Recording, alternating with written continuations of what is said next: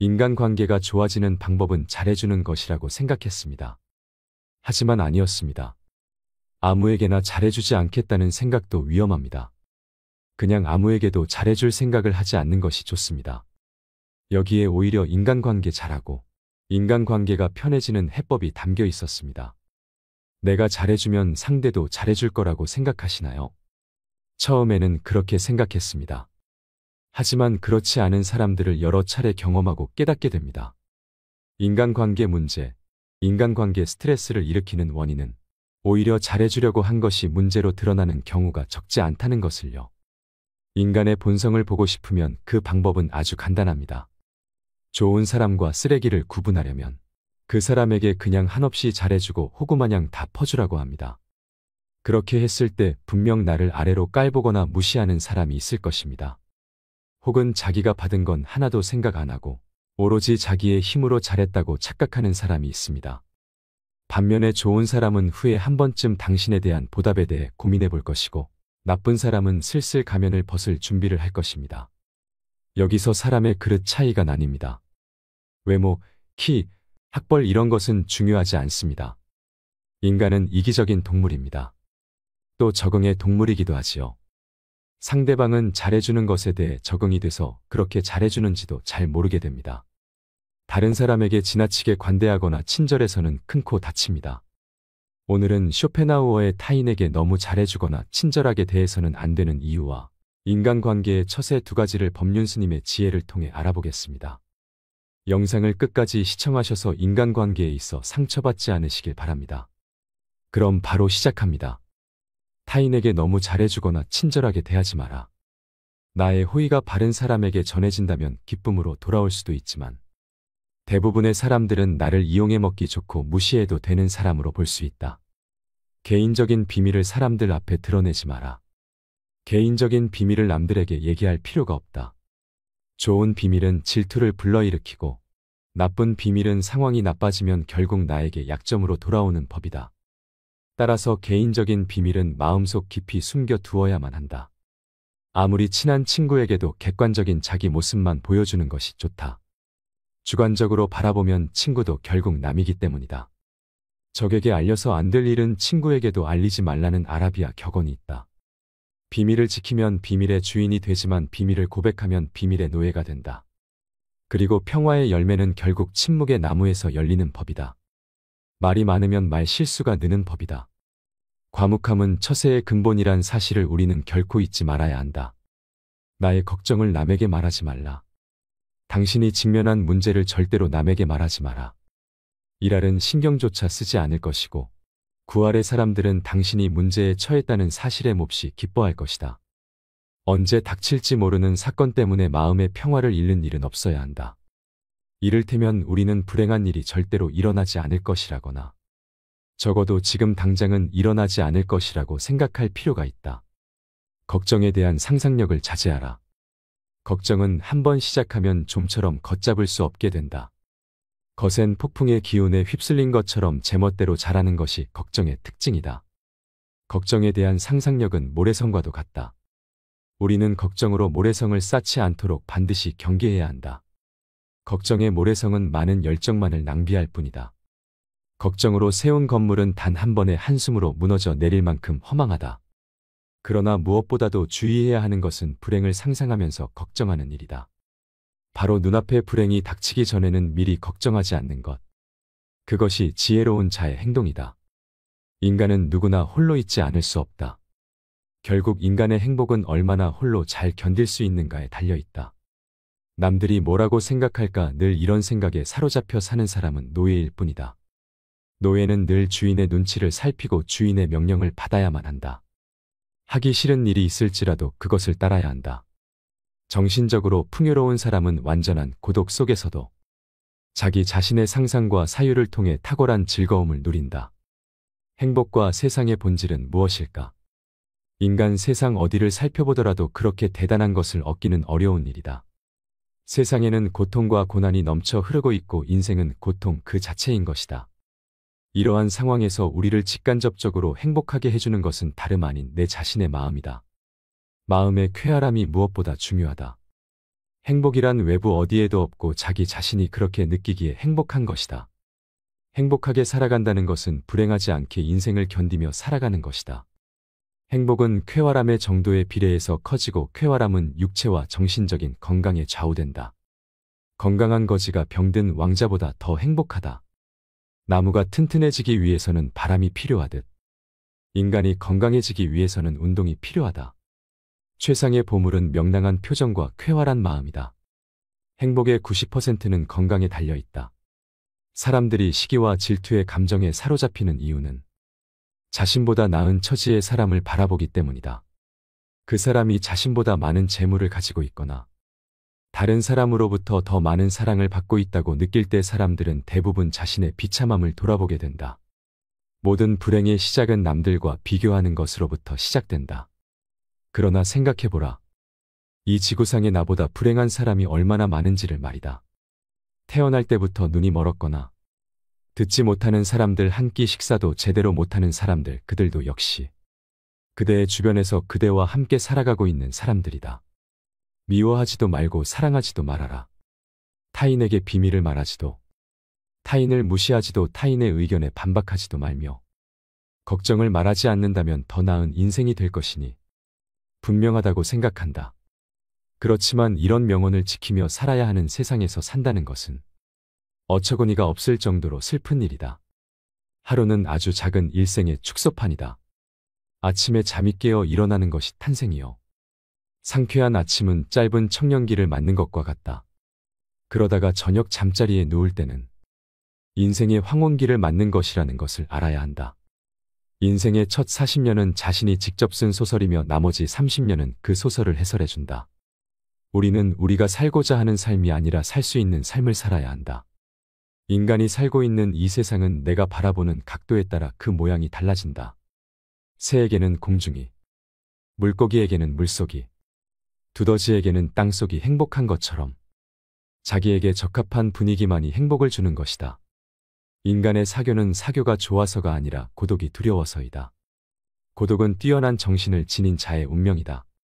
사교가 뛰어난 사람은 대체로 평범한 사람이라고 평가해도 좋다.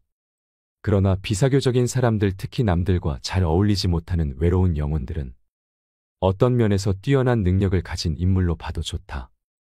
헤라클레스처럼 어마어마한 힘을 가진 사람이 보석 세공을 하거나 학문 연구를 한다면 그는 타고난 신의 능력을 제대로 발휘하지 못할 것이다. 자신에게 어울리지 않는 일을 선택하는 사람은 불행을 면하기 어렵다. 사람은 혼자 있을 때에만 진정한 자신이 될 수 있다. 우리의 슬픔은 대부분 다른 사람들과의 관계에서 비롯된다. 우리는 다른 사람들과 같아지기 위해 우리 인생의 대부분을 낭비한다. 사람들의 눈높이에 나를 맞추려는 데서 모든 불행이 시작된다. 나는 어쩔 수 없이 나다. 내가 나를 부끄러워하지 않는다면 사람들도 나를 부끄러워하지 않게 될 것이다. 돈이란 바닷물과도 같다. 그것은 마시면 마실수록 목이 말라진다. 돈 빌려달라는 것을 거절함으로써 친구를 잃는 일은 적지만 반대로 돈을 빌려줌으로써 도리어 친구를 잃기 쉽다. 계속해서 다른 사람의 사상만을 받아들 때 자신의 사상은 발전하지 못하고 상상력도 죽어버리는 법이다. 바로 그렇기 때문에 지속적으로 자신의 생각을 키워 나가야만 하는 것이다. 자신의 재능을 과시하지 마라. 자기 재능을 크게 과시하는 것처럼 어리석은 사람은 없다. 재능이 뛰어난 사람이 가장 먼저 해야 할 일은 가진 재능을 감추는 위장 가면을 쓰는 일이다. 재능이란 과시하는 순간 공격의 대상이 된다. 어떤 방식으로든 과시해서는 안 된다. 상대방에게 나의 월등함을 과시하게 된다면 격렬한 열등감과 분노심을 일으키게 된다. 사람은 본디 자신과 비슷하거나 자신보다 열등한 사람과 있을 때 가장 큰 편안함을 느낀다는 사실을 잊지 말라. 어릴 때 친했던 친구들과 시간이 지날수록 멀어지는 이유도 이와 비슷하다. 오랜 시간 자신만의 삶을 살며 어릴 때의 친구들과 비슷한 부분이 사라졌기 때문에 점점 멀어질 수밖에 없는 것이다. 그러니 나의 안전을 위해 나의 뛰어난 점을 너무 드러내지 말고 재능을 드러내야 할 때와 숨겨야 할 때를 구분하여 다른 사람을 안심시켜라. 모든 사람의 천성은 결코 쉽게 변하지 않는다. 지나치게 다정하고 관대하면 상대방은 무례해진다. 인간은 자신을 찬양하는 사람보다 자신을 경멸하는 사람에게 더 신경을 쓴다. 사람들이 한평생 수많은 위험을 무릅쓰고 땀 흘려 노력하는 원인은 무엇보다도 남들에게 인정을 받기 위해서다. 그렇기 때문에 사람을 인정하는 말을 해야만 하고 목에 칼이 들어와도 남을 무시하는 말을 하면 안 된다. 환경이 변하면 이해관계도 변하기 때문에 상대방의 태도나 행위도 달라질 수 있음을 명심해야 한다. 말이나 표정으로 부정적인 감정을 드러내는 것은 무익하고 위험하며 우스꽝스럽고 어리석은 일이다. 인간이란 모두가 똑같다. 그들은 칭찬을 받으면 비록 사탕발림이라는 걸 뻔히 알면서도 흐뭇해한다. 인간의 이런 특성은 이해하기 어려울 만큼 어리석고 무의미하다. 다른 사람의 사상을 받아들이기에 급급해. 자신의 생각을 키우지 않는 사람을 볼 때마다 나는 셰익스피어가 동시대인들에게 다른 나라를 보기 위해 자기 나라를 판다고 한 말을 떠올린다. 당신이 다른 사람들의 상황을 부러워할지는 모르지만 사실 그러한 상황은 그 사람들의 성격에 맞을 뿐이고 당신의 성격에 맞는 것은 아닐 수도 있다. 만일 당신이 그 상황에 놓인다면 자기를 불행하게 느낄 것이고 참는 것조차 거의 불가능할지도 모른다. 우리 인생은 마치 커다란 모자이크와 같아서 가까이에 있으면 제대로 알아볼 수가 없다. 그것이 얼마나 아름다운지를 알려면 그곳에서 멀리 떨어져서 봐야 한다. 우리는 흔히 우리가 갖지 못한 것을 바라볼 때마다 만일 저것이 내 것이라면 얼마나 좋을까라고 생각한다. 그럼으로써 자신의 결핍을 인식하며 불행을 느끼게 된다. 그러나 우리는 그 대신 자신이 소유한 것을 바라보면서 만일 이것을 잃어버린다면 얼마나 고통스러울까 그를 생각해 봐야 한다. 마음의 동요가 적을수록 고통도 줄어든다. 활동의 영역을 좁히면 마음의 동요를 줄일 수 있다. 그러나 정신적인 활동을 제한한다면 그것은 우리를 권태에 빠지게 하고 만다. 지나친 방탕과 쾌락의 늪으로 끌려 들어가지 않도록 조심하라. 분노나 격정과 같은 격렬한 감정의 혼란을 피하고 정신적인 긴장이 계속되지 않도록 주의하라. 날마다 규칙적인 운동을 하고 음식에 절제를 두어라. 청년기에는 주관이 지배하고 노년기에는 사색이 지배한다. 다시 말하면 청년기는 작가로서 알맞은 시기요. 노년기는 철학에 적합한 시기다. 실천하는 데 있어서도 청년기는 주관과 인상에 따라 결심하지만 노년기에는 대부분이 사색한 다음에 결정한다. 실패로 결말이 날 것이라고 예상되는 상황에 처해 있더라도 한 가닥의 희망의 빛이 보인다면 결코 절망하지 마라. 시커먼 먹구름이 하늘을 뒤덮고 있더라도 한쪽 구석에 작지만 밝은 빛이 새어나오고 있다면 그대여 결코 희망을 버리지 마라. 아무리 작은 빛이라 하더라도 그 빛은 세상을 환하게 비춰줄 수 있으며 우리의 앞길을 열어줄 수 있다. 저기에 자그마한 빛이 보이지 않는가? 천지가 뒤집히기 전에는 용감한 사람은 결코 쓰러지는 일이 없다. 용감한 사람은 어떤 일에서든지 한 가닥의 희망의 끈을 잡고서 험난한 파도를 향해 뛰어든다. 하지만 대부분의 사람들은 작은 빛보다는 무거운 먹구름만을 의식하며 두려움에 떤다. 그러나 먹구름은 반드시 거치기 마련이다. 진정한 용기를 가진 자라면 그대여 그 작은 빛을 향해 자신의 모든 것을 던져 최선을 다할지어다. 차원 높은 숭고함은 시련 속에서만 얻을 수 있다. 자연은 때때로 사나운 회오리 바람을 내보낸다. 주위는 짙은 어둠에 뒤덮이고 하늘에는 거친 비바람이 휘몰아치고 있다. 우리의 시야를 방해하고 있는 바위는 거대하며 대지에는 나무 한 그루 풀 한 포기도 보이지 않는다. 강은 요란스러운 소리를 내면서 거품을 일으키며 흐른다. 골짜기를 스며드는 바람은 귀신의 비명소리를 방불케 한다. 그렇게 우리는 손과 발이 묶인 채 자연과 싸워야만 한다. 이러한 조건 속에서도 고통이나 고뇌의 마음을 빼앗기지 않고 사물을 객관적으로 바라볼 수 있다면 인식의 순수한 주체인 나는 모든 것을 분명하게 통찰할 수 있다. 객관적인 인식과 냉정한 통찰은 우리에게 있어서 반드시 필요한 능력이다. 이러한 인식과 냉철한 사고가 없다면 우리는 수많은 세파에서 살아남을 수가 없다. 무모함과 거침에서 벗어날 수 있는 길은 논리적이며 이성적인 사고뿐이다. 자신이 어떤 슬픔을 겪고 있는지에 대해 말하지 마라. 슬픔은 공유해서 좋을 것이 없다. 기쁨은 좋은 사람들과 나눌 수가 있지만 슬픔은 아무리 좋은 사람이더라도 부정적인 감정으로 물들게 한다. 나의 슬픔을 위로해 주지 않는다고 그 사람을 비난하지 마라. 타인 혹은 세상에 절대로 많은 것을 기대해서는 안 된다. 아무리 친해도 결국 타인인 다른 사람에게서 무엇을 더 얻으려 하는가? 결국 인간은 누구나 혼자다. 중요한 것은 혼자 있을 때 그가 어떤 사람인가 하는 것이다. 모든 것에 있어서 결국 인간은 자기 자신에게서 구해야 한다. 약간의 근심, 고통, 고난은 항시 누구에게나 필요한 것이다. 결국 인간의 행복과 불행은 무엇으로 자신의 마음을 가득 채우느냐에 달려 있다. 슬퍼하고 좌절하며 인생을 낭비하지 마라. 우리의 슬픔은 대부분 다른 사람들과의 관계에서 비롯되므로 혼자가 되는 것에 익숙해져야 한다. 상대의 생각이나 의견에 반박하지 마라. 다른 사람이 나를 바라보는 시선과 내가 스스로를 바라보는 시각은 틀릴 수 있다. 이러한 불균형 때문에 우리는 자주 고통에 직면하게 된다. 다른 사람과의 관계 속에서 서로를 이해하지 못하거나 오해가 생길 때 우리는 서로를 미워하거나 증오하면서 정신적인 상처를 주고받게 된다. 정반박을 해야 할 때는 반박을 하기에 앞서 그가 그렇게 생각하는 이유가 자신의 이익 때문인지 혹은 어리석음 때문인지를 먼저 간파해야 한다.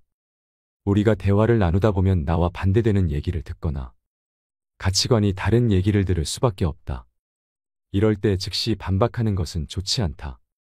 왜냐하면 상대가 다른 사람의 말을 듣지 않는 고집불통인 성격일 수도 있지만 그가 당신의 의중을 떠보기 위해서 일부러 반대되는 의견을 내놓는 것일 수 있다. 전자의 경우에는 웃고 넘겨버리면 그만이지만 후자의 경우에는 그 속에 감추고 있는 위험에 대비해야 한다. 건전한 논쟁은 좋은 일이다. 하지만 건전한 이유가 아닌 그저 당신의 속마음을 알아내려는 교활한 속셈을 가진 사람을 대할 때에는 경계심을 풀지 마라. 경계심이란 마음의 핏장을 단단히 걸어두는 것이 지혜롭다. 상대의 인격을 무시하는 말을 하지 마라. 비록 천하고 가련하며 비웃음을 받아 마땅한 사람이라 할지라도 그의 인격을 무시해서는 안 된다. 아무리 나쁜 인격자를 만난다 하더라도 그래 세상에는 저런 존재도 필요하지라고 생각해야만 한다. 오히려 모든 사람들의 인격 속에 존재하는 영원성이나 불멸성을 찾는 것이 필요하다. 쇼펜하우어는 나 자신을 위해서 타인에게 친절하거나 관대하게 대하지 말라고 합니다. 그런데 문제는 상대가 이중적인 사람인지 아닌지 알기 어렵다는 것입니다. 법륜 스님의 지혜로 어떤 상황에서도 적용할 수 있는 방법 2가지에 대해 덧붙여 말씀드릴까 합니다. 첫 번째는 사람에게 처음부터 기대하지 마세요. 세상에 좋은 사람만 있는 건 아닙니다. 비뚤어지게 생각해야 인간관계에서 고통을 느끼지 않습니다. 기대를 배신할 일이 없기 때문입니다. 이렇게 생각하며 살다 보면 성격이 몹시 나쁜 사람을 만나더라도 가볍게 받아들일 수 있게 됩니다. 기분 나쁜 사람을 만나면 어떻게 하지? 오늘 부장님이 신경질 내지 않을까? 기분 나쁜 사람을 만나고 싶지 않은 기대. 부장님이 신경질 부리지 않았으면 하는 기대가 불안을 부르고 있습니다. 이 불안이 사람을 위축시킵니다. 기분 나쁜 사람을 만나지 않으면 부장님이 신경질 내지 않으면 그날 하루는 다행히 넘어갔다고 생각합니다.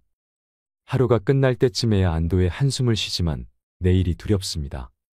이러면 점점 사람 만나는 것이 두렵게 되고 사회생활이 고통스럽게 됩니다. 차라리 아침에 집을 나서기 전에 아마 오늘도 기분 나쁜 사람을 만나겠지라고 생각하면 실제로 기분 나쁜 사람을 만나더라도 그리 놀라지 않고 스트레스도 느끼지 않게 된다고 전합니다. 만남 자체에 대한 기대를 하지 않기 때문에 만남에 대한 두려움이 줄고 어떻게 대처해야 할지에 대한 길을 찾게 됩니다. 기분 나쁜 일이라도 미리 예상한다면 어떻게든 참을 수 있다고 말합니다. 마음의 준비를 해놓으면 그렇게까지 스트레스도 느끼지 않아 기대했던 상황이 그대로 일어났을 뿐이라며 비교적 가볍게 받아들일 수 있게 됩니다. 처음부터 기대하지 말라는 것은 사람을 믿지 말라거나 부정적으로 보라는 것이 아닙니다. 동전의 앞면과 뒷면이 같이 있듯이 이 사람이 나를 실망시킬 수도 있다. 상황이 달라지면 태도가 달라질 수 있는 법이다. 라는 반대 상황에 대한 예상도 해놓는 것이 인간관계나 인생에 잘 대처하면서 편하게 사는 지혜라고 많은 고전이나 연구자들이 입을 모읍니다. 실제로 이런 생각으로 사는 사람들은 기대했던 사람이나 일이 틀어졌어도 평상시처럼 행동합니다. 마치 아무 일 없었던 것처럼 충격도 느끼지 않는 사람처럼 바로 대처하고 덤덤히 살아가는 이유가 여기에 있습니다. 두 번째는 관계에 냉정함이 필요합니다. 사람은 누군가와 일단 관계가 형성되면 좀처럼 끊기 어렵습니다. 학자들은 그 이유 중 하나로 매몰 비용 때문이라고 설명합니다. 금전이나 노력을 들여 손에 넣은 것을 아까워하는 심리인데, 이런 심리가 인간관계에도 적용되어 자신에게 해가 되기만 하는 관계지만 일단 맺었으니 자르기는 아깝다고 느낀다는 것입니다. 매몰 비용 효과 때문에 냉정하게 판단하지 못하게 된다고 지적합니다. 그러나 어떤 사람과의 관계가 지금까지도 그랬고 앞으로도 쭉 고통스러울 것 같다면 그 관계는 영원히 지속할 수 없습니다. 냉정하게 판단해서 빨리 인연을 끊는 편이 좋을 수 있으므로 판단이 흐려지지 않게 주의하라고 당부합니다. 잘해주며 지내왔던 것이 사실은 매몰 비용 때문이라면 정말 냉정해져야 할 필요가 있습니다. 어떤 인간관계는 유통기한이 있습니다. 이젠 끊어야 할 인간관계도 있다는 것입니다. 이런 신호가 계속 나오고 있는데도 계속 잡고만 있다면 스트레스와 고통보다 더한 인생 자체가 위험해질 수 있습니다. 인간관계의 매몰 비용, 유통기한은 언제든지 나타날 수 있습니다. 이로 인해 힘들어지지 않으려면 냉정함을 언제고 발휘할 수 있는 사람이 돼야 합니다. 불친절하거나 차가운 사람이 되라는 것이 아닙니다. 잘못된 상황에서도 이성적인 판단을 할 수 있는 힘을 갖추라는 것입니다. 그 방법은 사람과 인간관계에 대한 집착, 기대를 놓아버리는 것입니다. 그 힘은 아무에게도 너무 잘해줄 필요 없다는 편안한 마음에서 시작됩니다. 오늘의 지혜 어떠셨나요? 인간관계에 있어 현명한 지침이 되셨길 소망합니다. 오늘도 노후의 지혜와 함께 해주셔서 감사드립니다. 황금빛으로 무르익어가는 여러분의 지혜로운 인생을 대부분의 언제나 50대, 응원합니다. 60대들은 은퇴 후 이런 이야기를 자주 합니다. 노는 것도 하루 이틀이지. 하루가 한 달, 1년처럼 길게만 느껴져요. 이젠 해외여행도 별 감흥이 없어요. 30년은 더 살아야 하는데 하루하루가 지루해요. 은퇴 후 막연히 긴 자유시간이 역으로 족쇄처럼 느껴지시는 분들이 많다고 합니다. 65세 이상 노인 80% 이상이 취미생활로 TV 시청을 꼽았고 노년의 시간이 지루하다고 대답했습니다. 이처럼 은퇴 후 30년 이상의 긴 시간을 허무하게 흘려보내고 있는 것입니다. 현재의 우리 중장년들은 정말 부지런히 살아왔습니다. 때문에 막상 은퇴 후 자유가 찾아와도 놀아도 되나라는 고민을 하고 잘 노는 법을 성취하지 못했기에 실천에도 어려움을 겪습니다. 처음 몇 년은 친구들도 만나고 여행도 다니며 하고 싶었던 것들을 하며 신이 나지만 이내 막막해지는 시점이 오기 마련입니다. 먹고 살기도 힘든데 무슨 취미생활이냐고 생각하시는 분들도 분명 계시리라 생각합니다. 하지만 아무런 취미생활 없이 노후 생활을 보내게 되면 자존감이 낮아지고 우울증에 걸리게 될 확률도 높아지게 됩니다. 그렇게 되면 건강이 악화되고 병원에 방문하는 시간이 많아지는 악순환을 겪게 되지요. 퇴직 후 지나치게 남아도는 시간을 보내는 것이 중장년에겐 큰 도전일 수 있습니다. 하지만 노후에 무엇을 할 것인가에 대해 생각하지 않는다면 다가올 장대한 시간은 축복이라기보다는 고통 그 자체일 수 있습니다. 특히 성공적으로 준비하여 노후를 심심하지 않게 보내는 선배들을 보면서 이제 우리 사회도 재미있게 노후를 보내는 것에 더 큰 관심을 가져야 한다는 것을 깨닫게 됩니다. 오늘은 노후에 돈이 많이 들지 않으면서 행복한 노후를 보낼 수 있도록 도와주는 취미활동을 소개해드리겠습니다. 첫 번째는 탁구입니다. 우선 탁구의 제일 큰 장점은 다른 운동보다 근력과 체력이 덜 요구되어 남녀노소 같이 즐길 수 있습니다. 시간당 칼로리 소비량은 강도 높은 자전거, 수영, 달리기 운동과 비슷한 에너지 소비량을 자랑합니다. 30분당 300칼로리 이상을 소모하므로 다이어트에도 효과적입니다. 또 심혈관 건강에 좋습니다. 탁구를 한 달만 해도 심폐기능이 향상되고 체력이 높아지는 것을 느낄 수 있습니다. 심폐기능이 개선되고 체내 지방 성분이 줄어들어 혈관이 강화됩니다. 당뇨와 고지혈증, 고혈압 등 거의 모든 성인병은 혈관의 노폐물과 지방성분 증가로 발생하는데 탁구를 하면 빠르게 없앨 수 있을 정도로 건강에 효과적인 운동입니다. 또 탁구는 저렴한 비용과 더불어 공간 제약과 날씨의 영향이 적습니다. 공간을 적게 차지하고 날씨의 영향을 받지 않기 때문에 운동하고 싶을 때 언제든 할 수 있다는 자유로움이 있습니다. 집중력도 높일 수 있고 가볍게 운동하면서 부상 위험이 적은 스포츠이기 때문에 80대까지 무리 없이 즐길 수 있는 취미입니다. 두 번째는 독서입니다. 매일 책을 조금씩 읽는 것만으로도 두뇌의 정신활동이 자극이 됩니다. 한 연구에 따르면 독서는 뇌의 노화 방지에 높은 효과가 있기 때문에 알츠하이머 및 치매와 같은 정신장애를 늦춘다고 합니다. 독서가 뇌를 자극하고 활동성을 유지하여 뇌의 힘과 능력을 유지할 수 있습니다. 평소 짧은 영상, 자극적인 영상 등 주변에 노출되어 있는 많은 것들이 우리의 집중력을 떨어뜨리고 게으르게 만듭니다. 하지만 독서를 하는 동안 집중력을 향상시킬 수 있습니다. 또 노후의 독서는 무언가에 몰두할 수 있는 정신적인 공간을 제공하면서 노년의 일상적인 걱정으로부터 덜어주는 역할을 합니다. 매일 책 10장씩이라도 읽는 습관을 들이셔서 건강한 뇌와 정서적 안정감을 얻으시길 바랍니다. 이처럼 독서는 노후에 꼭 필요한 취미활동입니다. 세 번째는 걷기입니다. 걷기는 노후 운동으로 가장 기본적이면서도 인기 있는 운동 중 하나입니다. 나쁜 콜레스테롤과 중성지방 수치를 떨어뜨려 심혈관계 질환 예방에 도움이 됩니다. 특히 맨발 걷기는 발바닥 전체를 지압하는 효과가 있어 혈액순환을 촉진하고 신진대사를 활성화해 보이지 않는 속 건강을 지키는 데 이롭습니다. 또 걷기는 수면 호르몬 분비를 촉진해 수면의 양과 질을 동시에 개선시킬 수 있으므로 평소 불면증이 있는 사람에게 효과적입니다. 우울증 완화에도 큰 도움이 되는데요. 맑은 공기를 마시고 햇볕을 쬐면 행복 호르몬이라고 불리는 세로토닌 분비가 촉진되어 불안감과 우울감 등이 완화됩니다. 중년 여성들이 흔히 겪는 갱년기 증상 완화에도 큰 도움이 됩니다.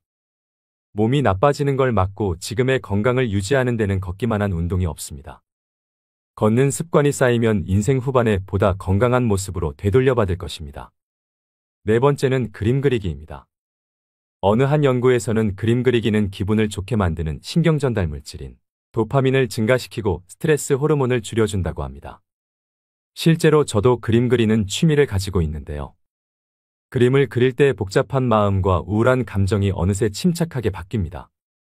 그림 그리기는 손의 신경을 자극하는 운동적 요소가 뇌를 자극하여 두뇌 운동에 좋습니다. 미국 알츠하이머 협회에서는 미술을 할 때 불안감이나 우울증이 완화된다고 하는데요. 치매 환자 대부분은 전에 미술 공부를 한 적이 없지만 그림을 그리기 시작하면서 놀랄 정도의 창의적인 그림을 그려내며 증상이 좋아졌다고 합니다. 그림을 꾸준하게 배워놓으면 평생 취미로 삼을 수 있습니다. 장소에 구애받지 않고 적은 재료로도 얼마든지 가능하기 때문에 노후에 접근이 쉬운 취미 중 하나입니다. 다섯 번째는 자전거 타기입니다. 50대에서 60대 분들께 추천드리는 취미입니다. 자전거 운동은 가장 대표적인 유산소 운동입니다. 허벅지와 종아리, 코어 근육을 많이 사용하게 되는데요. 이 근육들은 신체를 이루는 가장 비대한 크기의 근육이라 칼로리 소모가 가장 크고 우리 몸의 균형을 담당하는 중요한 근육입니다. 나이가 들수록 근육의 손실이 많아지는 우리에게 자전거는 선택이 아닌 필수로 나이가 들수록 해야 하는 운동이라고 말하는 이유입니다. 조금은 아이러니한 부분이라고 생각하실 수도 있지만 자전거는 무릎 관절에 아주 좋은 운동입니다. 퇴행성 관절염과 연골의 손상으로부터 주변 인대를 강화할 수 있는 매우 효과적인 운동입니다. 삼성서울병원 교수는 하루 30분 이상 일주일에 4회 이상 자전거를 타는 노인은 신장병이나 중풍을 최대 50% 이상 감소시키고 대장암 및 직장암도 40% 이상 감소시킨다고 밝혔습니다. 여섯 번째는 식물 키우기입니다. 실제로 반려식물을 키우면서 자연과의 접촉을 하게 되면 혈압을 낮추고 마음의 평온함을 증가시킨다고 하는데요. 요즘엔 식집사란 새로운 용어도 등장하고 식물 키우기가 하나의 트렌드로 자리 잡고 있습니다. 식물은 반려동물처럼 비교적 큰 비용이 들지 않고 손이 덜 가면서도 충분한 정서적 교감과 위안을 받을 수 있습니다. 과학자들은 식물을 키우는 것만으로도 전반적인 뇌 건강의 기능을 향상시켜준다 합니다. 꽃과 향기로운 식물은 우리의 감각에 좋은 영향을 미치며 인테리어 소품으로도 활용되어 집에서 휴식하는 시간을 더욱 풍요롭게 만들어줍니다. 또 식물은 공기를 정화시켜주어 건강과 깨끗한 환경에도 많은 영향을 줍니다. 식물 키우기는 나이와 상관없이 누구나 손쉽게 접근할 수 있는 취미이기 때문에 정적인 취미를 찾으시는 분들에게 제격입니다. 일곱 번째는 명상입니다. 연구에 따르면 명상은 스트레스에 아주 효과적인 치료법이라고 합니다. 스트레스는 신체에 미치는 영향이 어마어마한 만큼 부정적인 결과를 불러올 수 있습니다. 또 명상은 자존감과 전반적인 기분을 개선하는 데 도움이 되고 다양한 연구 결과에 따르면 명상은 우울증 치료에 좋은 영향을 준다고 합니다. 4,600명을 대상으로 한 연구 결과에서 명상이 우울증을 유발하는 염증성 화학물질의 분비량을 감소시킨다는 사실이 확인되었습니다. 기억력 개선에도 도움이 되는데 우리가 무언가를 더 잘 기억할 수 있게 하고 마음을 젊게 유지하도록 도와줍니다. 심지어 알츠하이머병과 같은 질병 예방에도 긍정적인 효과를 얻을 수 있는데요. 하루에 단 10분씩이라도 정기적인 명상을 하는 것은 더 균형 잡히고 만족스러운 삶을 이루는 데 기여하여 종합적인 신체 건강과 안녕을 높일 수 있습니다. 젊은 사람뿐만 아니라 나이가 든 사람에게도 적극 권장되는 취미 활동입니다. 8번째는 수영입니다. 수영의 가장 큰 장점은 우리 몸의 많은 근육을 효율적으로 사용한다는 것입니다. 물속에서 하는 운동이기 때문에 관절에 무리를 주지 않으면서도 평소에 잘 사용하지 않는 팔, 어깨 등의 근육을 사용합니다. 수영을 1시간 동안 하면 걷기의 3에서 4배인 700칼로리를 소비하게 됩니다. 이처럼 수영보다 다이어트에 더 효과적인 운동은 많지 않다고 하는데요. 이런 이유로 다이어트를 목적으로 수영을 선택하는 사람들이 많다고 합니다. 노인의 경우 기구를 사용하는 고강도 운동은 연골 손상으로 부상의 위험이 있지만 수영은 무중력 운동이라 안전한 운동입니다. 갓 태어난 아기부터 체력이 저하된 노인까지 즐길 수 있는 평생 스포츠라고 불리는 수영을 취미로 시작해보시는 건 어떨까요? 9번째는 사진 찍기입니다. 아무래도 사진을 찍다 보면 다양한 장소에서 여러 가지 환경을 찍어내고 싶어 하실 텐데요. 특히 풍경 사진을 찍게 되면 산과 바다 등 풍경들을 구경하며 사진을 찍는 것이 의미 없이 걷기 운동을 하는 것보다 훨씬 지루하지 않고 보람차고 건강한 몸을 갖게 도와줍니다. 사진 찍기의 또 다른 장점은 인내심을 기를 수 있다는 점입니다. 내가 원하는 사진을 건져내기 위해선 알맞은 장소에서 순간의 포착을 잡아내야 하는데 그런 사진을 만들어 내기 위해서는 여러 시행착오를 겪으며 인내심이 길러지는 것 같습니다. 그렇게 해서 건져낸 사진이라면 말로 이룰 수 없는 성취감이 당연히 따라오게 됩니다. 사진은 소중한 순간들을 기록하는 데 최적의 도구이기 때문에 나중을 돌아보며 추억을 간직하고 소중한 사람들에게 공유함으로써 행복한 시간을 되돌아볼 수 있습니다. 마지막으로 10번째는 악기 배우기입니다. 나이 드신 분들에게 악기 배우기를 추천하는 이유는 생활의 변화를 통한 즐거움도 있지만 배우는 과정에서 주변의 다른 분들과 교류하는 시간을 보낼 수 있기 때문입니다. 나이 들어가면서 혼자 있는 시간이 많아지기 때문에 사회적으로 좋은 친구를 만날 수 있는 계기가 될 수 있습니다. 신체적인 능력을 떨어지는 노인들은 배우기 쉬운 오카리나 우쿨렐라 등 접근하기 쉬운 악기들이 많습니다. 은퇴하고 목표를 세우기 힘든 노년기에 악기를 마스터하는 새로운 목표는 인생의 도전이 될 수 있기 때문에 긍정적인 기능을 하게 됩니다. 악기 배우기에 도전하여 성취감과 자신감 있는 노년기를 보내시는 게 어떨까요? 오늘의 영상 어떠셨나요? 무엇이든 서툴러도 좋습니다. 완벽하지 않아도 되고 화려하지 않아도 됩니다. 박자가 틀린 기타 연주를 하면 어떤가요? 잘못 그리고 엉터리 그림이면 어떤가요? 막연히 무슨 취미생활을 해야 할지 모르겠다면 주변 노인복지시설이나 구청, 주민자치센터 등 시설 프로그램을 이용해보는 것도 방법입니다. 이는 비용적인 부분이나 주거지 근처라는 점에서 부담감을 크게 줄일 수 있습니다. 스스로 자기에게 맞는 것을 찾아 나서야 합니다. 가벼운 운동도 좋고 봉사활동도 좋습니다. 무엇이든 본인이 편안하고 마음에 맞는 것이 최고의 취미입니다. 나이가 들면 대중교통도 무료이고 박물관 입장료도 무료입니다. 볼펜 한 자루, 노트 한 권이면 충분하다는 소박한 생각으로 넉넉한 마음을 가져보세요. 젊은 시절 많은 고생을 했기 때문에 이제는 정신건강과 육체 건강을 잘 다스려서 자녀들이나 가족들에게 해가 되지 않게 본인 스스로 9988-1234를 잘 실천해야 합니다. 김병에 효자 없다는 말은 빈말이 아니며 요양병원에서 오랜 시간을 보내는 일은 줄이셔야 됩니다. 인생에서 제일 중요한 금 3가지가 있다고 하는데요. 바로 황금, 소금, 지금. 이 3가지 중에서 지금이 가장 중요하다고 합니다. 늦었다고 생각하지 마시고 지금부터 실천하셔서 행복한 노후를 만들어 가시길 바랍니다. 자기계발에 충실해서 인류사에 남을 작품을 영원히 남기고 떠난 위대한 화가이자 시인이었던 미켈란젤로처럼 구독자 여러분도 멋진 노년을 살아가시 바랍니다. 오늘도 노후의 지혜와 함께해 주셔서 감사드립니다. 황금빛으로 무르익어가는 여러분의 지혜로운 인생을 언제나 응원합니다. 우리는 나이 들어 혼자 사는 어르신들을 보면 많이 쓸쓸하실 텐데, 외로우실 텐데라며 연민과 동정어린 말을 하기도 합니다. 하지만 역설적이게도 혼자 사는 사람의 행복 지수는 2인 이상 가구보다 훨씬 높다고 하는데요. 특히 60대 이상 여성의 경우 혼자 살 때 오히려 행복 지수가 수직 상승한다고 합니다. 연구에 따르면 노후의 행복 지수는 자녀의 유무와도 관계가 없다고 합니다. 자녀가 있다면 모두 출가외인이라고 생각해야 마음이 편하죠. 어버이날 꽃 한 송이로 만족하듯 마음의 약간의 욕망도 비워야 노년을 홀가분하게 살 수 있습니다. 과거에는 자녀와 함께 사는 것이 당연한 것이었지만 지금은 함께 살지 않는 것이 현명한 것이라고 사고관이 바뀌고 있습니다. 나이 먹을수록 자기 자신만을 위해 살아야 합니다.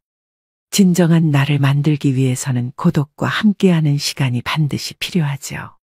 근데 의외인 건 혼자인 게 얼마나 행복한지 아는 사람이 드물다는 사실입니다. 사람으로 외로움을 극복하려 하게 되면 결국 사람으로 인해 다시 외로워지게 됩니다. 스스로가 온전해야 남에게 내줄 자리 하나도 생기는 법입니다.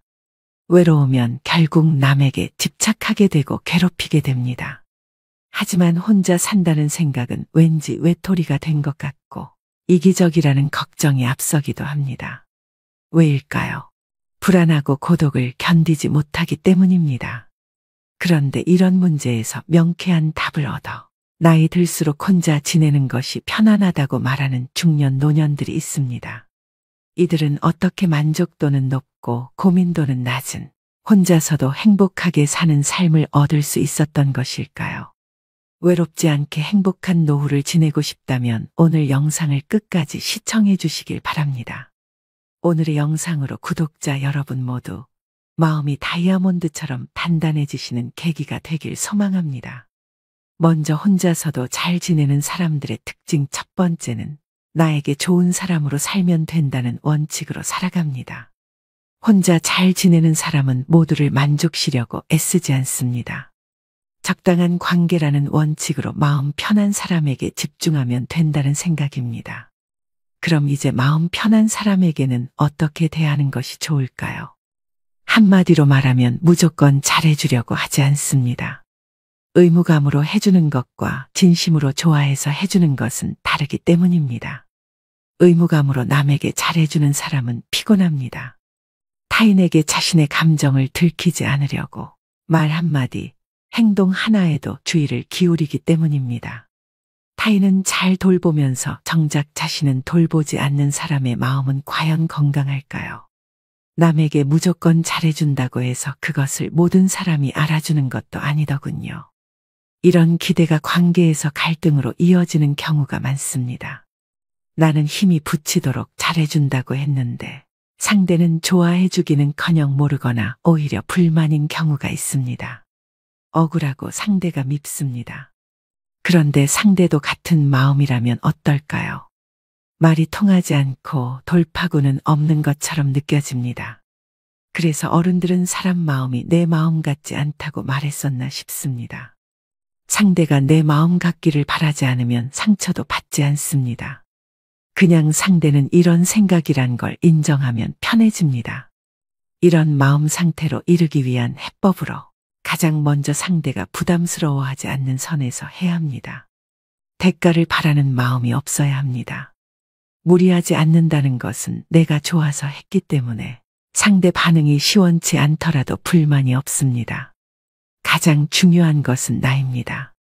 나에게 좋은 사람으로 살면 된다는 마음가짐이 받쳐주기에 혼자여도 문제없고 혼자여도 정말 편할 수 있는 것입니다.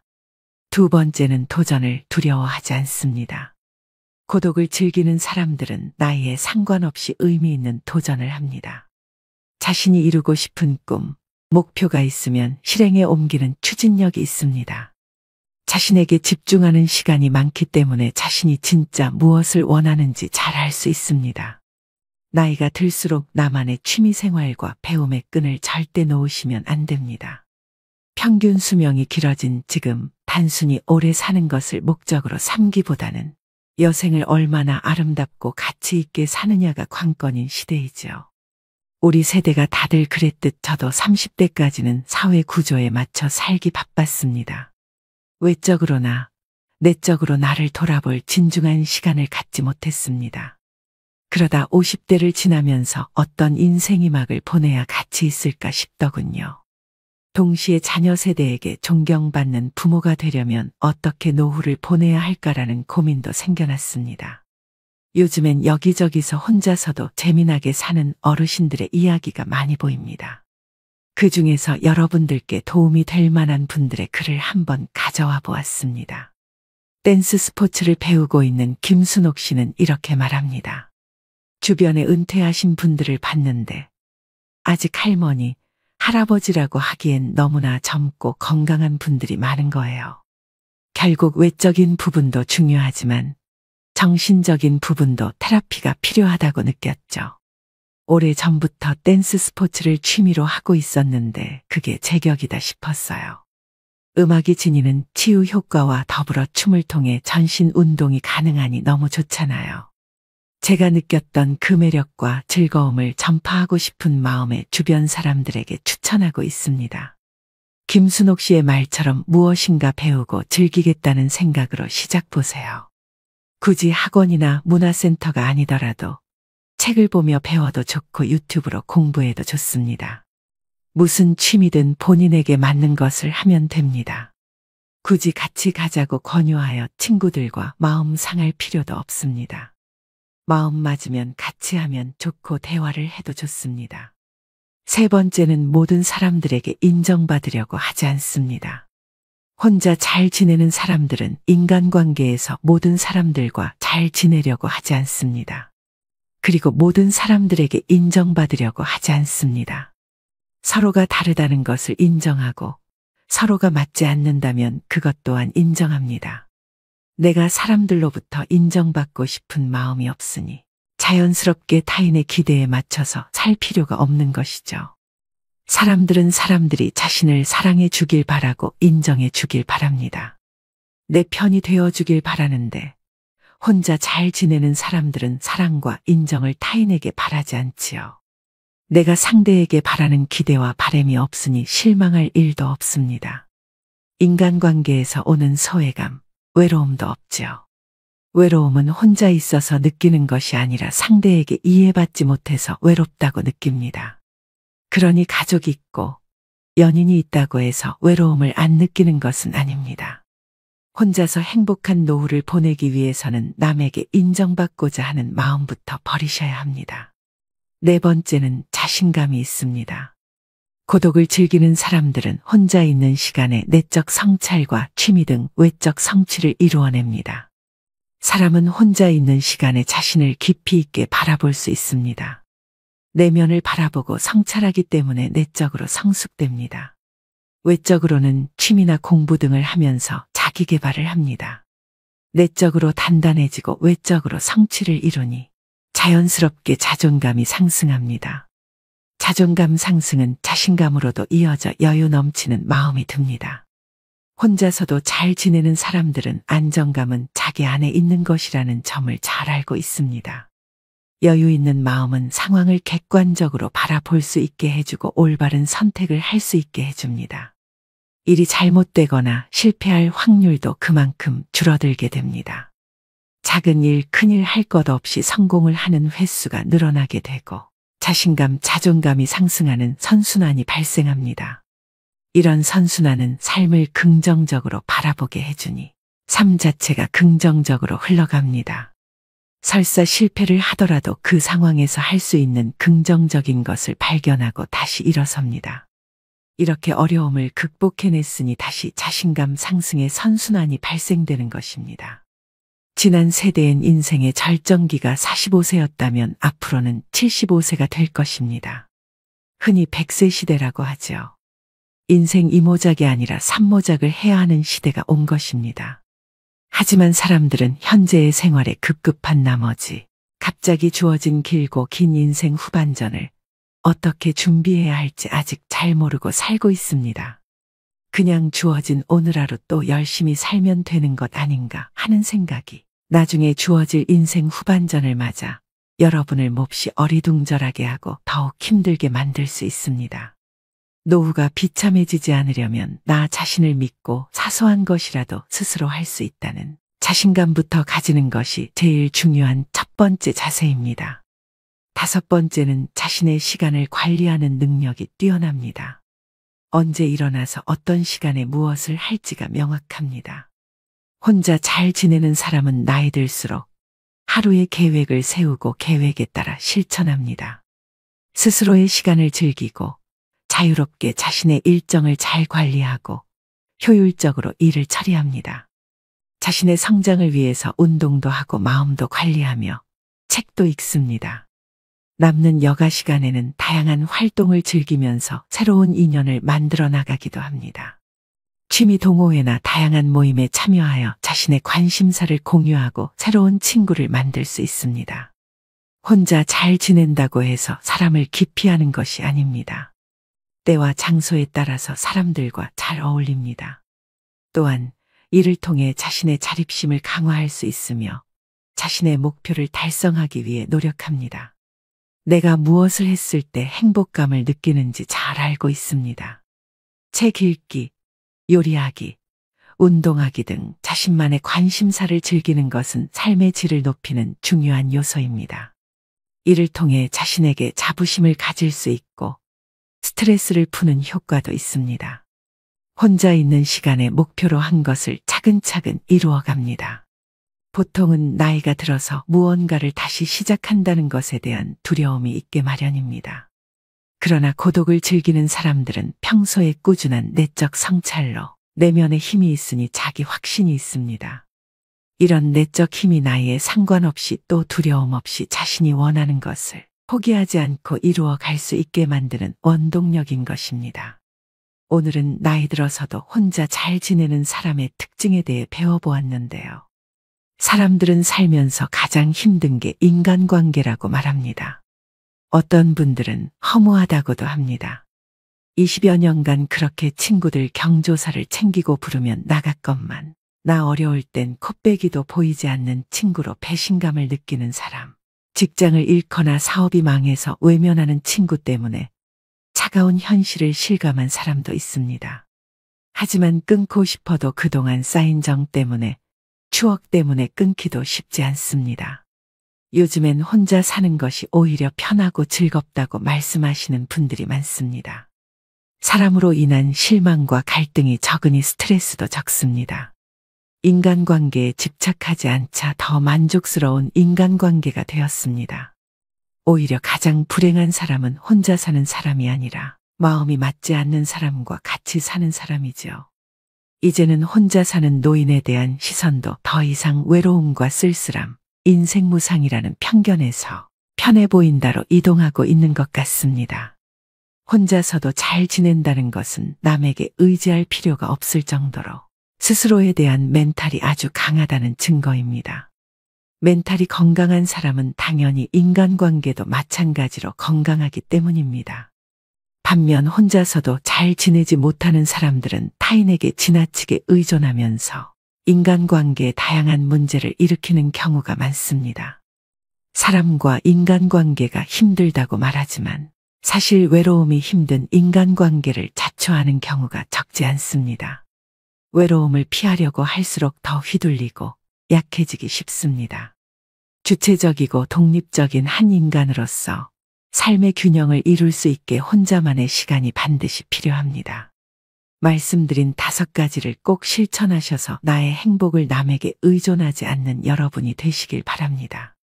마지막으로 자식과 며느리와 같이 살면서 하루가 멀다 하고 온갖 구박을 당해내다 다시 고향으로 내려와 홀로 서기를 시작하신 70대 할머니의 사연을 들려드리겠습니다. 노후에 비참해지지 않기 위해서 오늘의 지혜가 여러분들에게 삶의 걸음이 되었으면 하는 바람입니다. 할머니는 남편과 슬하에 5남매를 두었습니다. 하지만 어부였던 남편은 배를 타고 나갔다가 사고를 당해 뇌사 상태가 되어 식물인간으로 돌아왔습니다. 할머니는 살림만 하시다가 갑자기 가장이 되어 남편 병원비에 어린 5남매를 돌봐야 하는 상황이 되었습니다. 그래서 새벽부터 일어나셔서 수산시장 가서 생선 다듬고 시간 나면 다른 식당 가서 설거지 하시면서 그렇게 죽어라 일에 돈을 벌었습니다. 그런데 장남이 운동을 잘해서 학교 선생님은 그쪽으로 나가기를 바랬는데 집안 형편을 아는 착한 아들은 자기 꿈을 접었습니다. 자식을 못 밀어주는 가슴 아픈 엄마 마음을 알았는지 아들은 이렇게 말해 주었습니다. 엄마, 나는 괜찮아. 이런 상황에서 내가 계속 운동을 하겠다고 하는 것도 말도 안 되지. 나는 그냥 빨리 학교 졸업해서 우리 동생들 키우는 게 목표야. 아빠 병원비도 내가 벌어서 낼게. 내가 빨리 어른이 되었으면 좋겠어. 그래야 엄마를 도울 수 있잖아. 할머니는 너무 가슴 아프면서도 한편으론 이런 장남이 너무 든든했습니다. 그렇지만 할머니는 이 말밖에 할 수가 없었습니다. 아들, 엄마가 많이 미안해. 하지만 아들은 오히려 엄마를 이렇게 안심시켰습니다.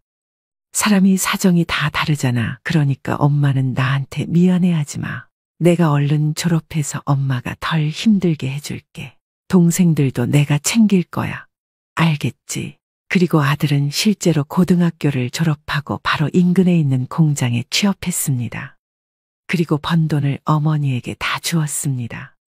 그래서 할머니도 약간은 숨을 쉴 수 있었습니다. 할머니는 약속을 지켜주는 아들이 너무 고마웠습니다. 내가 돈을 벌기 시작하면서 우리 집 형편이 많이 나아졌어. 엄마도 이제 잠자는 시간이 늘었습니다. 내가 없었다면 엄마는 동생들을 데리고 길거리에서 살았어야 해. 그래, 엄마가 이제 부담이 덜 된다니까 너무 기뻐. 나도 내가 돈을 벌 수 있어서 정말 다행인 것 같아. 할머니는 동생들을 위해 희생하며 돈을 버는 장남을 보며 마음이 아프면서도 참 대견했고 고마웠습니다. 그렇게 힘든 상황에서도 서로에게 기대며 잘 살고 있었는데 어느 날 한 가지 좋은 소식이 들려왔습니다. 엄마, 나 만나는 여자가 생겼어. 아마 조만간에 이 사람이랑 결혼할 것 같아. 우리 동네 근처 도시에 사는 여자인데 내가 일하면서 오며 가며 만나게 됐어. 어리지만 예쁘고 착해서 이런 사람이라면 결혼해도 되겠다 싶더라. 할머니는 든든한 기둥이 되어줬던 고맙고도 미안했던 장남이 이제 결혼을 한다고 하니 죽어도 여한이 없으셨습니다. 곧 장남은 며느리가 될 여자를 집으로 데려왔습니다. 할머니는 젊어 시집살이를 심하게 당하셔서 며느리가 행여나 불편할까 첫 만남부터 며느리를 많이 챙기셨습니다. 그런데 다행히 첫 인사를 하러 온 며느리는 할머니의 음식도 잘 먹고 말도 어찌나 곱게 하는지 아들이 말한 대로 착하고 예쁜 아가씨였습니다. 그런데 이상하게도 며느리는 결혼하고는 태도가 완전히 바뀌었습니다. 예를 들어 남편이 누워있는 평상을 지킬 때 아들이 같이 있으면 살갑게 굴고 일도 잘 돕는데 아들이 자리를 비우면 소파에 누워서 핸드폰 하기 바빴습니다. 하지만 할머니는 며느리에게 아무 말도 하지 않았습니다. 무엇보다 자신을 그렇게 괴롭혔던 시어머니와 똑같은 사람이 되는 게 죽기보다 싫으셨나 봅니다. 뇌사 상태로 오랫동안 병원에 있었던 남편은 기어이 세상을 뜨고 말았습니다.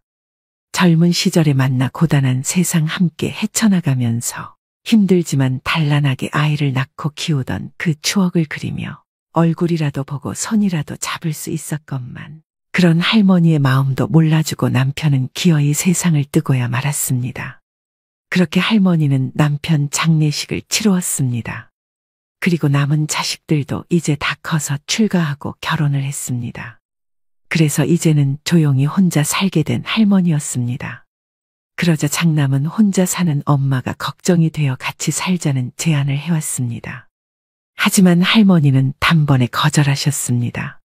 아휴, 됐어. 나는 너희 할머니한테 시집살이를 너무 많이 당해서 며느리들 괴롭히는 거는 딱 질색이야. 내가 너희 집에 가면 며느리가 얼마나 괴롭겠어.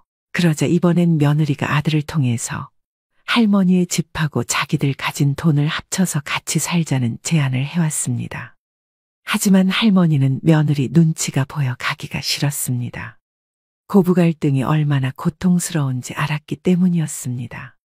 그런데도 며느리는 장남과 찾아와서 할머니에게 같이 살자고 계속해서 설득했습니다. 저는 진짜 어머님하고 같이 사는 거 좋아요.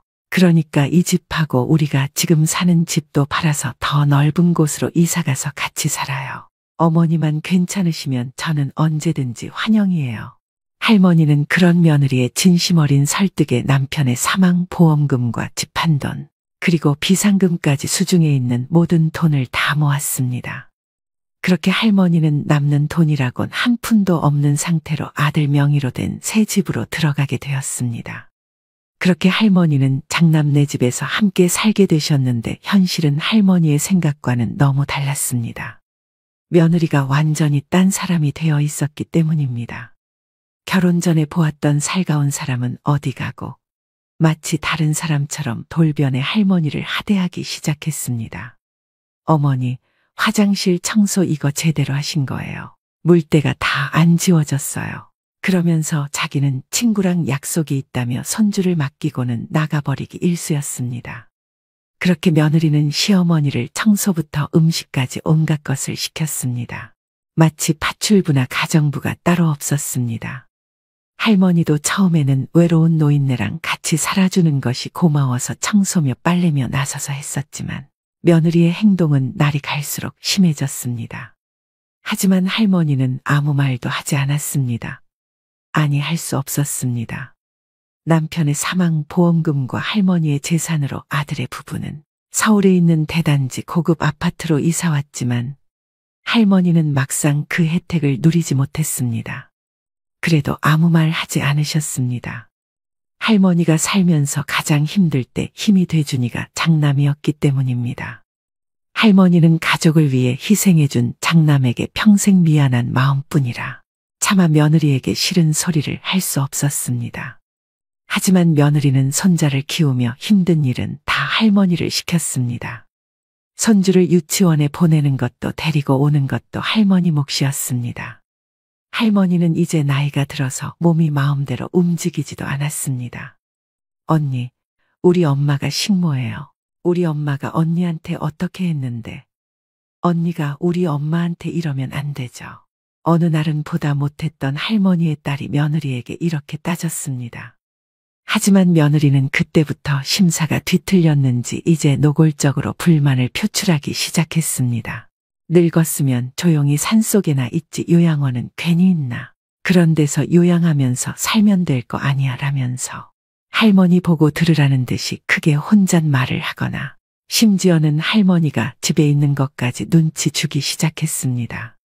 아들은 일이 많아서 회사에서 밤늦게까지 일했기 때문에 할머니는 집에 있는 것 자체가 지옥과 다름없었습니다. 하지만 끝까지 할머니가 대꾸를 하지 않자 며느리는 약이 바짝 올랐는지 아예 할머니 옆에 와서 이렇게 얘기했습니다. 늙으면 그냥 죽는 게 자식들 위하는 건데 어머님은 그것도 모르세요. 하긴 모르니까 이렇게 자식 집에서 얹혀 살지. 이런 며느리의 표독한 모습에 할머니는 이제 경기까지 났습니다. 자다가도 환청이 들리고 꿈에서도 며느리가 나타났습니다. 그러던 어느 날은 손주를 보던 할머니가 다리를 헛디뎌 넘어지고 말았고 왼쪽 발목과 무릎 그리고 골반뼈가 아파서 한동안 누워 있어야 했습니다. 그래서 당연히 집안일을 할 수가 없었습니다. 그때부터 며느리의 구박은 더 심해졌습니다. 할머니는 너무 속이 상해 혼자서 울기도 했습니다. 그러다가 이러다 죽겠구나 싶었던 할머니는 며느리의 실체를 자식들에게 알려야겠다고 마음을 굳게 먹었습니다. 그리고 그날부터 장남이 사준 핸드폰으로 며느리가 하는 막말들을 녹음하기 시작했습니다. 그렇게 아무 대꾸 없이 녹음을 하던 할머니는 한 달 뒤 아들에게 말해서 자식들을 다 불러 모았습니다. 그래서 장남의 아파트에 자식들이 다 모였습니다. 할머니는 목소리를 가다듬고 말했습니다. 내가 해준 게 없어서 그동안 참고 살았는데 이제는 도저히 안 되겠다. 저 못된 것이 평소에 나한테 어떻게 했는지 똑똑히 들어. 그리고 할머니는 핸드폰에 녹음된 며느리의 막말을 틀었습니다. 노인네가 너무 오래 사는 것도 가족들한테 민폐인 거 알아요. 적당히 살다가 죽는 게 자식들을 위한 길이라는 거 꼭 명심하세요. 나 같으면 그냥 스스로 요양병원으로 걸어서 들어가고 말지. 이렇게 며느리한테 병수발 들게 하는 거 미안하지도 않아요. 그렇게 그 길지도 않은 할머니가 누워있던 기간에 쏟아졌던 며느리의 잔혹한 폭언이 폭탄처럼 거실에 울려 퍼졌고 핸드폰에 녹음된 며느리의 음성이 다 끝나고도 거실에는 한동안 정적이 흘렀습니다. 자식들은 큰 충격에 빠졌습니다. 특히 효심이 깊었던 장남은 아내가 평소에 워낙 다른 사람처럼 행동했기 때문에 당혹을 넘어 큰 충격에 빠졌고 아무 말도 할 수 없었습니다. 내가 이럴 줄 알았어, 오빠. 당장 저 여자랑 이혼해. 이 집 다시 팔아서 엄마한테 받은 돈도 다 돌려주고. 여자는 여자들이 안다고 진작부터 어렴풋이 눈치를 채고 있었던 딸들이 일제히 난리를 쳤습니다. 엄마 돈 안 돌려주면 자기들이 가만 안 있을 거라고 으름장을 놓았습니다. 며느리는 눈치를 챘는지 이미 친정으로 도망가고 없었습니다. 그래서 딸들이 친정을 찾아가 뒤집어 엎겠다는 걸 할머니가 겨우 말렸습니다. 그도 그럴 것이 평소 딸들이 엄마를 모시고 살아주는 게 고마워서 며느리에게 조금씩 쥐어준 돈만 해도 1,000만 원이 넘었습니다. 그리고 행여 엄마한테 피해가 갈까 며느리 눈치를 많이 보았습니다. 그러니 얼마나 배신감을 느꼈을까요? 장남은 두 얼굴에 와이프와 대판 싸웠고 끝내 이혼 수순을 밟았습니다. 장남이 너무 충격을 받아 이혼 의지가 완고했습니다. 그 후 할머니는 바로 고향으로 돌아왔고 혼자 사는 게 오히려 마음 편해졌다 하십니다. 물론 고향에 내려오니 남편 생각도 나고 공허한 기분이 안 드는 것은 아니지만 그래도 며느리와 함께했던 그 지옥 같은 날들을 생각하면 이렇게 남 눈치 안 보고 마음 편안하게 살 수 있음에 감사함을 느낀다 하십니다. 오늘의 영상 어떠셨나요? 오늘도 노후의 지혜와 함께 해주셔서 감사드립니다. 황금빛으로 무르익어가는 여러분의 지혜로운 인생을 언제나 응원합니다.